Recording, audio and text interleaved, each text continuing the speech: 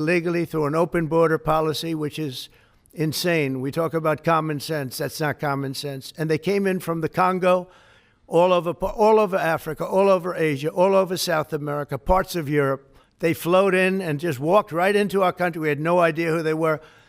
21 million at least. That's probably a low number. You know, you hear lower numbers than that. It's not. That's a low number.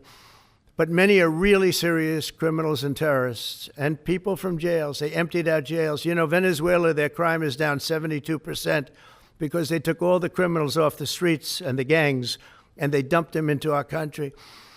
So we're getting them out. It's a very difficult thing with the courts because the courts have all of a sudden, out of nowhere, they said, maybe you have to have trials. We're going to have 5 million trials. Doesn't work. You wouldn't have a country left.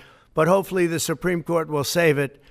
But what they've done is a very, very serious thing. You know, past presidents took out hundreds of thousands of people when needed. You look at Eisenhower, you look at many of them, and they took people out and they didn't go through any of this. But what we thought we'd do is a self-deport, where we're going to pay each one a certain amount of money, and we're going to get them a beautiful flight back to where they came from, and they have a period of time. And if they make it, we're going to work with them so that maybe someday, with a little work, they can come back in if they're good people, if they're the kind of people that we want in our company, industrious people that could love our country. And if they're not, they won't. But it will give them a path to becoming, to coming back into the country. If they miss that limit, they're going to be taken out of our country, and they will never get a path to come back in, and it'll be a much tougher process. And it's called self-deportation.